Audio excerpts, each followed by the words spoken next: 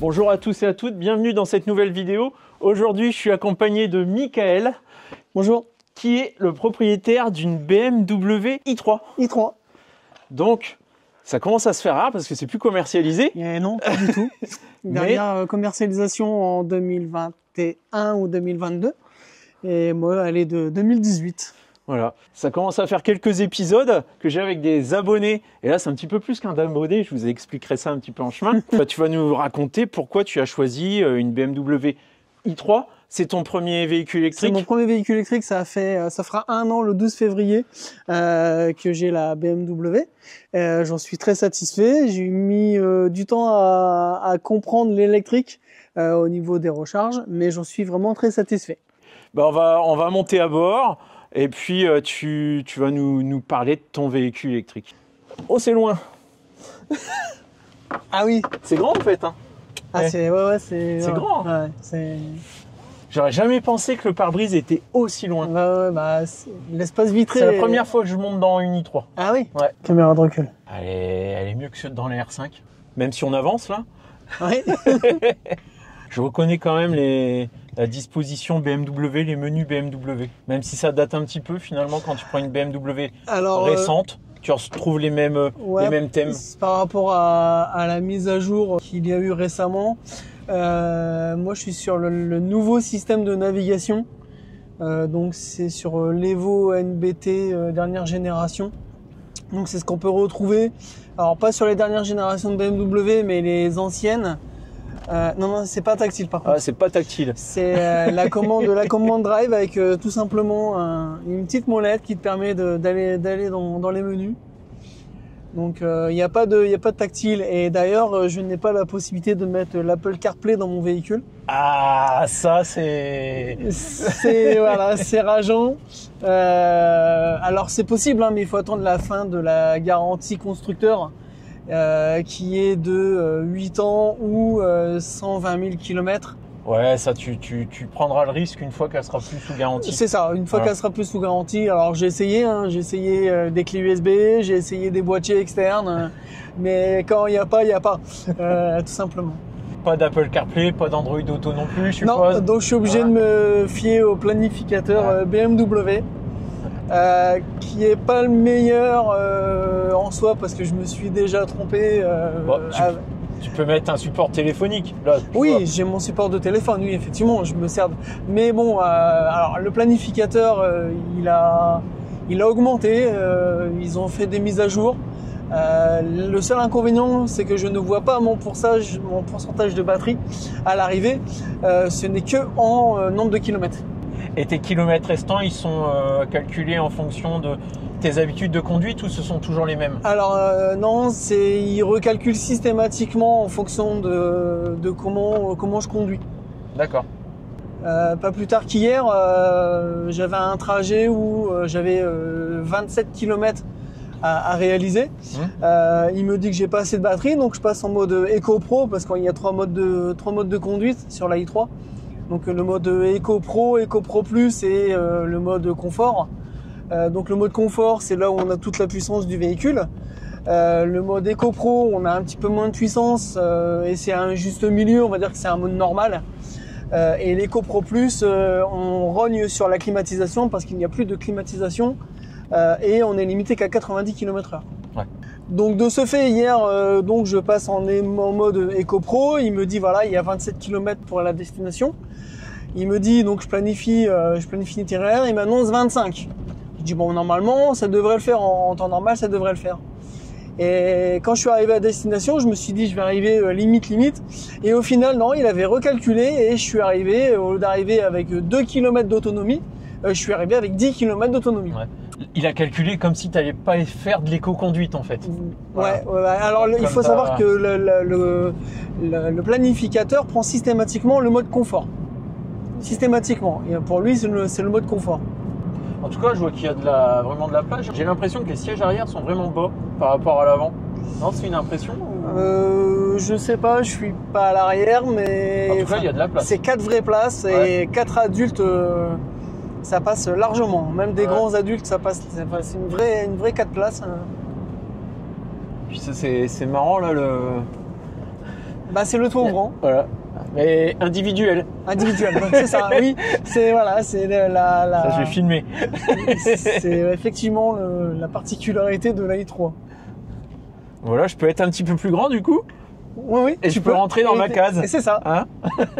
Et donc toi aussi, tu as ton petit toit ouvrant individuel là, il est à la main, c'est ça? Ouais. Et du coup, il est ouvrant? Ah oui, il est vraiment ouvrant. Ouais, ok. Mais avec un... Avec un montant. Avec un montant au milieu, ok. Mais ça, j'ai souvent entendu parler, c'est une voiture avant-gardiste, de designer. Ouais, alors avec la BMW i8, ce sont les premières générations de chez BMW au tout électrique. Ouais. Donc la i8 qui n'a pas très bien marché, c'était plus un hybride parce qu'on avait un range extender comme sur les premières i3 de 2017, parce que la production a commencé vers en 2016 il me semble. Et la i8 n'a pas forcément bien marché, même si c'était, elle était chère. Et ça ressemble à une supercar. C'est ça. Voilà. C'est une supercar en fin de compte. Par contre là, c'est presque de la collection la i8. Hein. C'est même celui qui achète une i8, il est amoureux je pense, ouais. Il est amoureux des belles BMW et enfin moi j'adore le look de la i8. Hein. Oui, moi aussi. Ouais. Moi aussi. Après, ce qu'elle a dans le ventre et tout, c'est un petit peu différent. C'est trompeur. Elle avance quand même ta voiture là. Ah, et encore, je suis pas en mode confort. Je suis en mode éco-pro. Éco-pro, bah ça y va déjà. Ça marche pas trop mal. Ouais. Alors c'est peut-être aussi parce qu'effectivement. Alors, voilà, on est un peu ballotté, c'est dur. Oui, c'est ferme. C'est vraiment ferme. Alors en une année, là, quasiment là, à quelques jours près de conduite avec cette voiture, tu as eu des soucis, non? Alors non, alors oui, j'ai eu juste des soucis avec le régulateur adaptatif où il se désactive de manière intempestive. Donc c'est le seul point noir que j'ai avec ce véhicule. Je pense que tu dois avoir un capteur, un alors radar. Non, c'est uniquement dans le montant là, au niveau du rétroviseur, il y a une caméra. Ouais. Et cette caméra sert au régulateur adaptatif et à la lecture des panneaux. D'accord. Et tu penses pas qu'il y a un radar qui fonctionne? Non, il n'y a pas de radar. Non, il n'y a pas de radar sur le véhicule à l'avant. C'est uniquement la caméra qui sert de régulateur adaptatif. Donc il y a peut-être une histoire de calibrage. Alors c'est la troisième fois, je l'ai emmené 3 fois chez BM. Quand même. Ouais. Parce qu'elle est toujours garantie. Elle est toujours garantie. Ça fait partie de la garantie. Ça fait partie de la garantie, sachant que moi en annexe, comme j'ai acheté le véhicule chez un chez un garagiste, j'avais la garantie d'1 an qui m'a été donnée avec le véhicule, garantie que j'ai prolongée depuis et par contre ouais, ça fait partie de la garantie constructeur. Donc le recalibrage a été fait 3 fois avec une mise à jour du véhicule et puis depuis j'ai toujours des soucis de freinage fantôme. Il m'arrive des moments, je suis un véhicule en régulateur adaptatif et d'un seul coup pour une raison que je ne connais pas, elle s'arrête. D'accord. Donc je ne me sers plus du régulateur adaptatif depuis, je me sers que du régulateur normal. Je l'ai acheté en région parisienne. D'accord, t'as fait un peu de route pour... Voilà, j'ai dû faire, pour mon premier trajet en électrique, j'ai fait 150 km. C'est une batterie de 33 kW brut pour 27 utiles.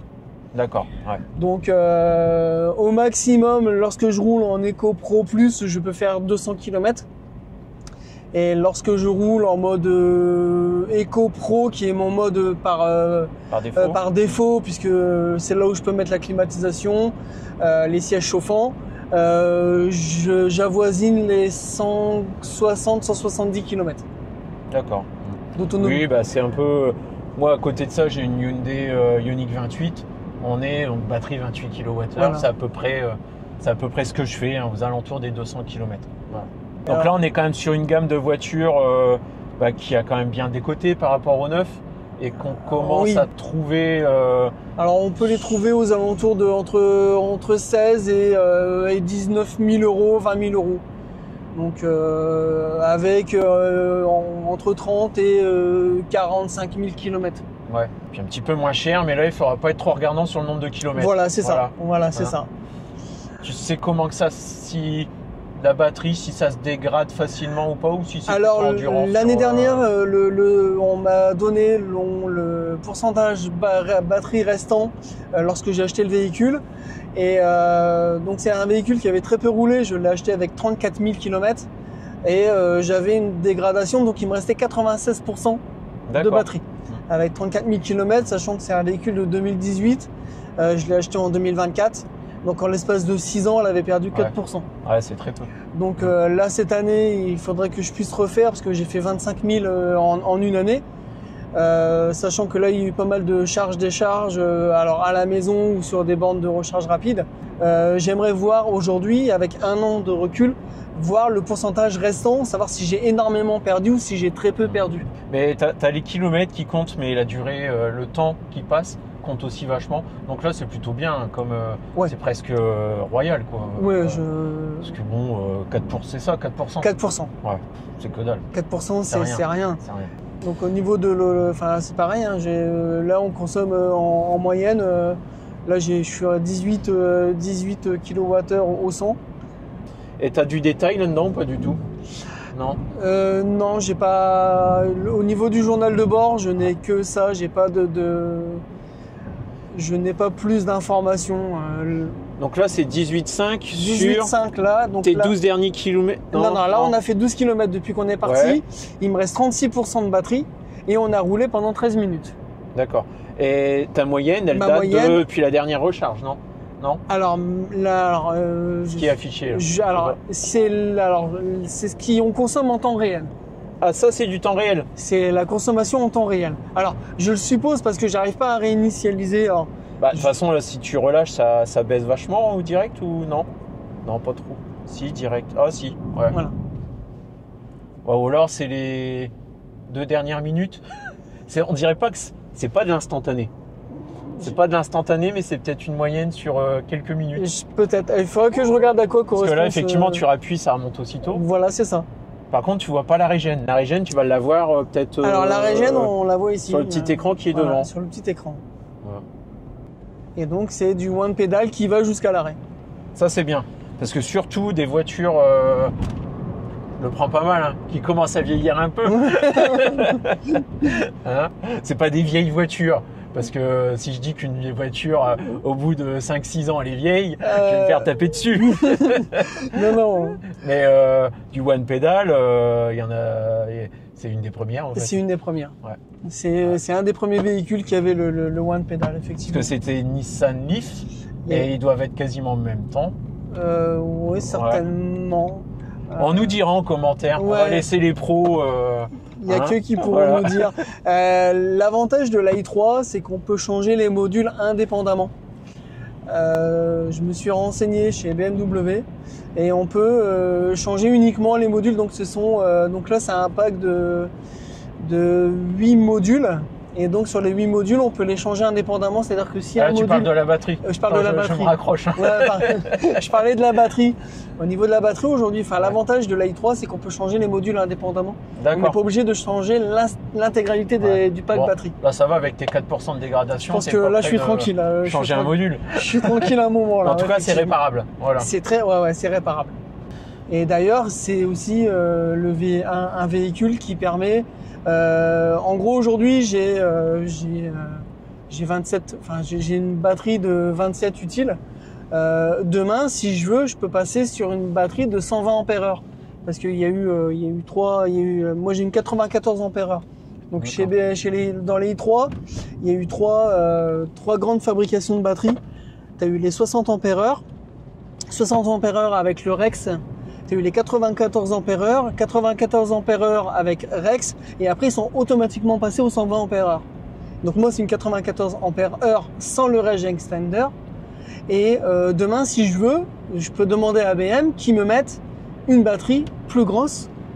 Et il te changerait complètement la batterie ou tu ajouterais des modules? Alors, il change l'intégralité. Mais je veux dire, c'est moins coûteux. Ça se fait quoi? Ça se fait. Parce que il y a des entreprises en France qui changent la chimie de la batterie existante.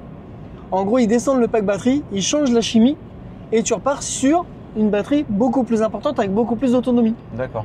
Donc demain, pour 15 ou 20 000 euros, je peux très bien avoir 400 km d'autonomie. Donc c'est aussi... faut aimer sa i3 quand même. Faut aimer sa i3. Il faut en être amoureux là. C'est ça. Parce que pour 15-20 000 euros, tu as aussi une nouvelle i3. Ouais, mais avec beaucoup de kilomètres. Ouais. Alors Michael, toi tu es un abonné qui est un petit peu spécial. Oui, un peu spécial, oui. Parce que tu as regardé ma chaîne, je sais pas, au moment où tu t'es intéressé finalement l'année dernière, à la voiture électrique. Ouais, l'an dernier, je cherchais une MG4. Parce que voilà, c'est une voiture qui allait me plaire, je voulais passer à l'électrique, et donc j'ai surfé un peu sur YouTube, et donc je suis tombé sur la vidéo de Xavier qui testait une MG4 et dont l'autopilote était pas forcément très compétitif. Elle fait ping-pong et puis obligé de tout le temps les aides à la conduite d'aller dans 4 menus pour les désactiver. Voilà. Donc mais quand j'ai vu Xavier, je me suis dit mais c'est bizarre, Xavier, ça me dit quelque chose. Et Xavier a tourné une vidéo et bizarrement je vois ma tante, donc ma tante que je n'ai pas vue depuis plusieurs années. Et donc j'ai envoyé un message à Xavier, sachant si c'était lui mon cousin.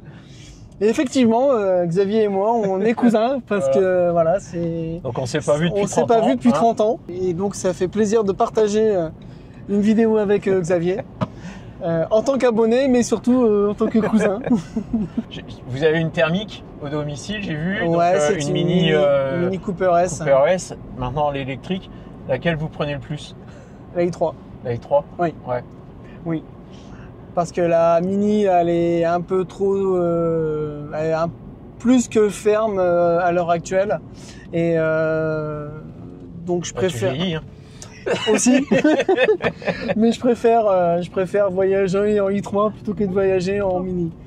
Malgré que la i3 elle est électrique avec une petite autonomie, mais ça t'empêche pas ça de me rouler. gêne pas. Ça me gêne pas. On va partout. On va à Bruxelles. On va partout avec la voiture. Ouais. C'est vraiment ma voiture du quotidien. À peine une année, 25 000 km. Oui. C'est pas mal pour. Alors initialement, je m'étais pas dit que je ferais autant de kilomètres. Ouais. Mais le plaisir étant, et comme on traîne partout avec le véhicule, je me suis dit c'est pas grave, 25 000, voilà, c'est pas grave en soi. C'est fait pour rouler. Je profite le jour où elle me lâchera, ou même si j'ai envie de la revendre pour passer à autre chose. Et tu repasseras à autre chose, forcément électrique. Électrique. Je ne repasserai plus sur une thermique. Fini. C'est fini. Non, j'ai trop goûté à l'électrique et effectivement, non, le thermique pour moi, je pense que j'ai fait une croix sur le thermique. Donc prochaine étape, donc c'est changer la Mini. Voilà, c'est ça. Changer la Mini par une ER5. Tes habitudes de recharge, tu recharges plutôt à la maison? À la maison. Ouais, au travail, tu peux ou pas? Alors, je peux pas au travail, non, mais je recharge uniquement à la maison en heure creuse, sachant que j'ai une petite batterie et que je m'abstiens de descendre en dessous de 10%.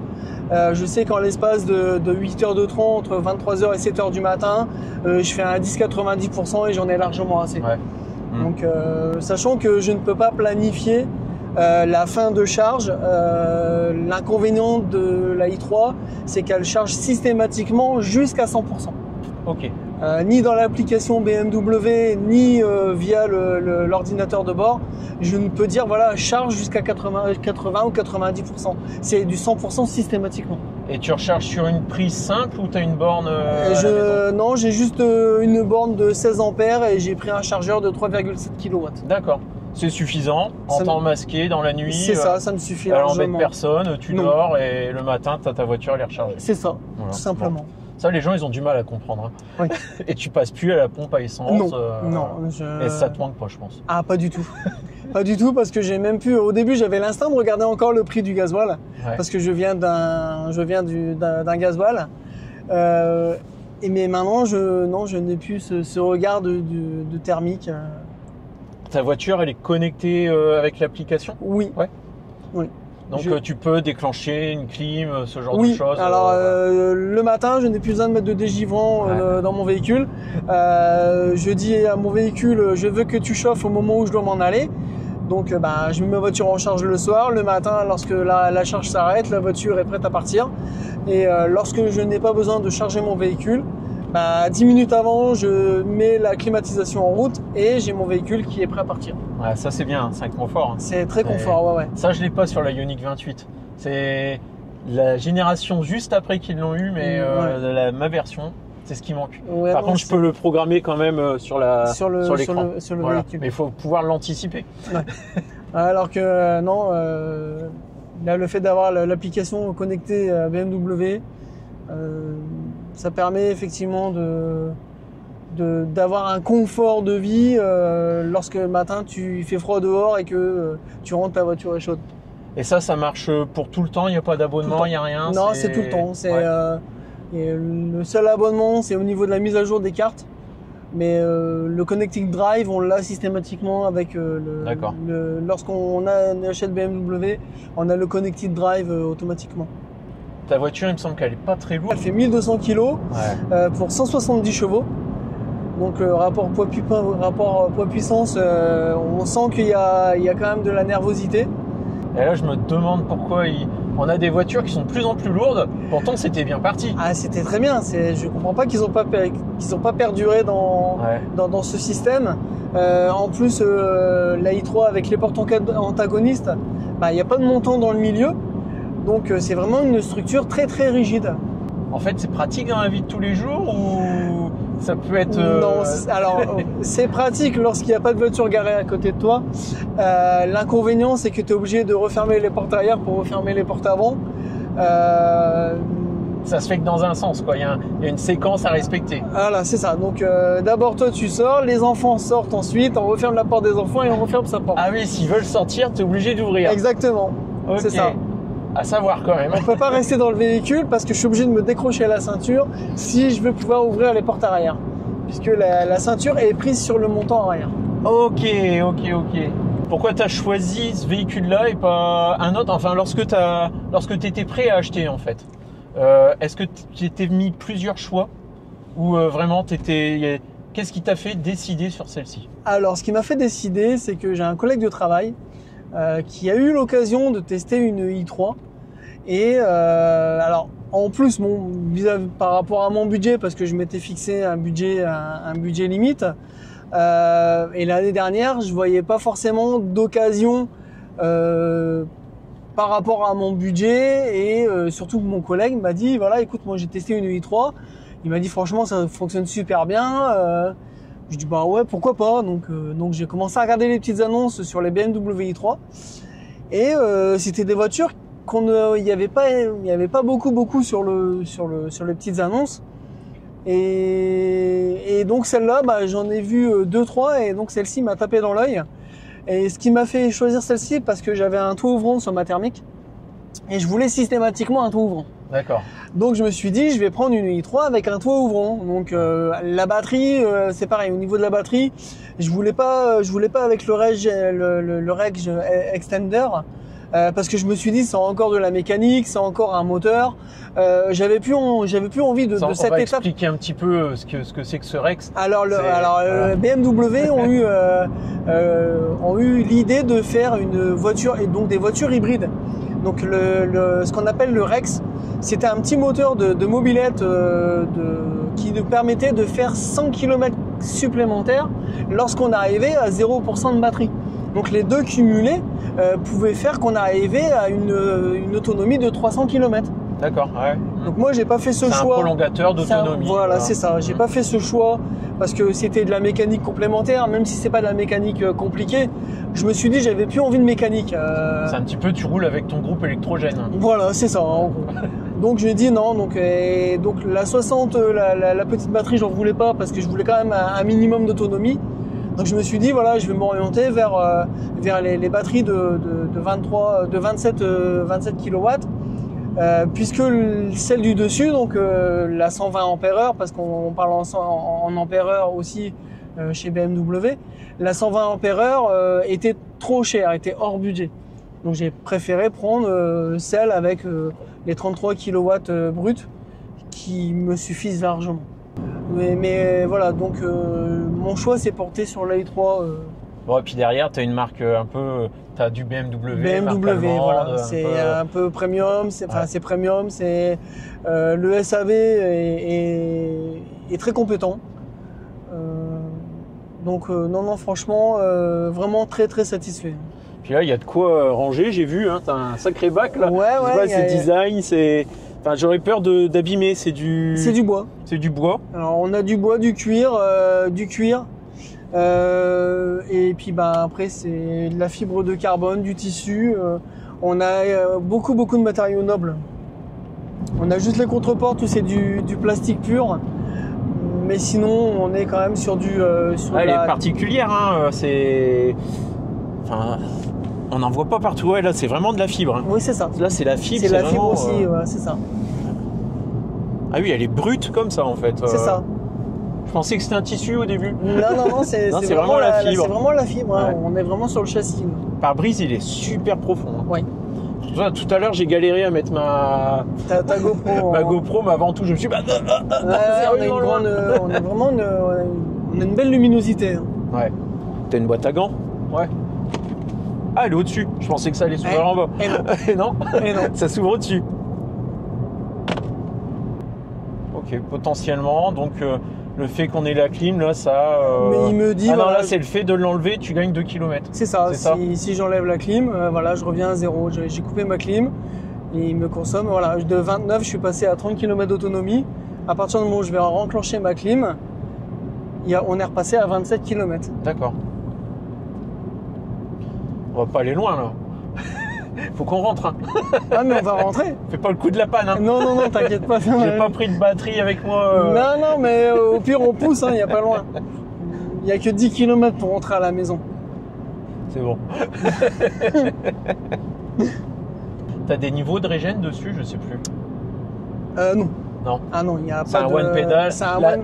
Voilà, la régène, elle est comme elle est. Tu peux pas la régler. Ah non, on peut pas la régler, non. Par contre, t'as le one pedal. C'est ça. C'est super. Non, on peut pas régler la régène.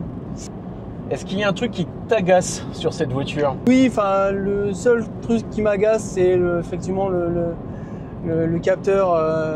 Ouais, c'est ton problème que tu... Le problème que j'évoque tout à l'heure, là. Et pourquoi je voudrais changer de véhicule? C'est qu'aujourd'hui, je peux pas tracter de remorque. Ah, et c'est un grand manque. Moi qui est dans une maison et que j'ai besoin d'aller à la déchetterie régulièrement, le fait de ne plus avoir de crochet d'attelage. Alors on peut mettre un crochet d'attelage sur une i3, mais pas pour tracter, uniquement pour faire un support, un porte-vélo. Donc c'est le seul point.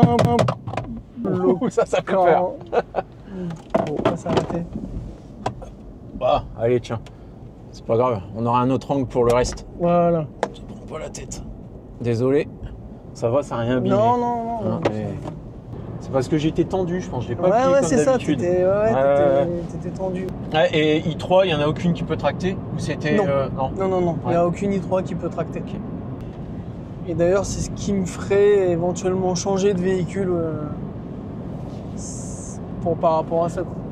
Puis peut-être du coup, il y aurait forcément peut-être un petit peu plus d'autonomie aussi. Oui. Tu penses que ça serait confortable quand même ou... Ouais, ce serait confortable. Ouais. Alors même si aujourd'hui, ma mentalité de conduire a changé.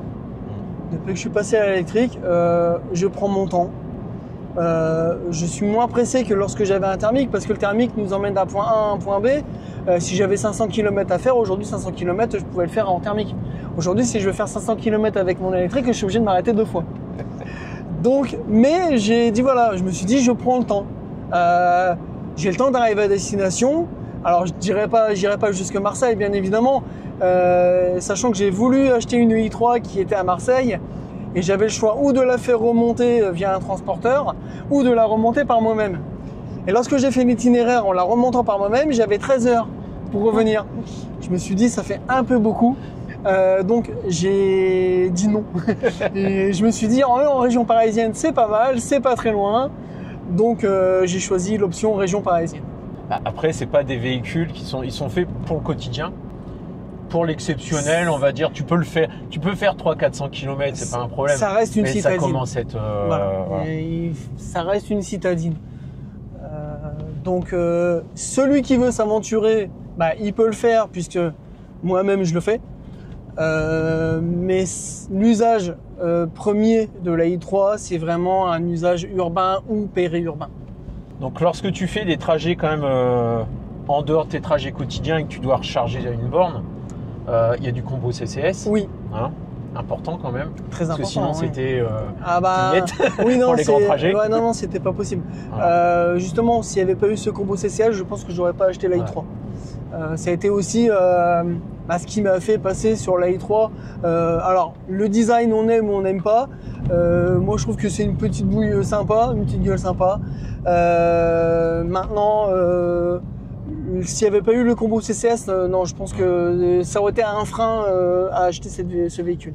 Parce que sur le marché de l'occasion des petits véhicules électriques, on va dire, qui sont abordables, t'en as qui ont du CHAdeMO. Je pense à la Leaf par exemple. Oui, par exemple. Donc oui. ça, c'est quand même compliqué aujourd'hui de se balader avec une Leaf qui a du CHAdeMO. Oui, sachant Voilà. il n'y en a pas partout. Hein. Ouais. On en voit très peu du CHAdeMO. C'est fini. Il y a encore quelques bornes qui l'ont, mais ça faudrait reste... voir si elle fonctionne côté CHAdeMO. Ouais. Enfin, à quelle vitesse tu fais ton 10-80%, admettons, combien de temps à peu près ta pause Ma pause sur un 10-80%, alors sachant que je peux admettre 50 kW maximum, en 30 minutes. 30 minutes, oui, parce que c'est une petite batterie. Ouais, donc même si ça recharge qu'à 50. Oui, mais ça suffit. 30 minutes, en 30 minutes, c'est suffisant. Voilà. Fais-moi voir un petit peu cette ouverture des portes. Voilà. Donc tu es à l'arrière. Ouais, tu es obligé d'ouvrir l'avant-avant. Voilà. Ta ceinture est là. Moi, ma ceinture est là. Donc les passagers arrière sont obligés de descendre. Et en plus, ça se bascule un petit peu. Eh ben écoute, je monte à l'arrière. Bah vas-y, monte à l'arrière. Je t'en prie. Ah bah on est bien. Ouais, j'ai de la place. Hein. Ouais. Ouais, j'ai pas de soucis. Mes pieds passent bien en dessous. Ouais. Et puis j'ai encore... il y a de la place. J'ai encore de la place. Allez, là, c'est... Vue arrière, on voit vraiment le trou dans le... Ouais. C'est rigolo. Ouais, on dirait pas qu'elle a... Enfin, de l'arrière, comme ça... Donc ça, elle a 6... Elle a 6 ans. 6 ans, ouais. Puis là, ça fait vraiment un... On est quasiment à 90 degrés. Ouais, quoi. là, on peut sortir une grosse bête, hein, comme moi. Pas de souci. Le coffre, faudra pas que j'oublie mon sac. Il n'y a rien là en dessous, il n'y a rien. C'est le moteur. Ouais. C'est directement batterie. Ouais. Le moteur. Moteur. C'est le moteur. C'est le moteur. Le moteur, il est à l'arrière. D'accord. Les batteries sont dans le plancher. Et donc, du coup, comme le moteur est à l'arrière, à l'avant,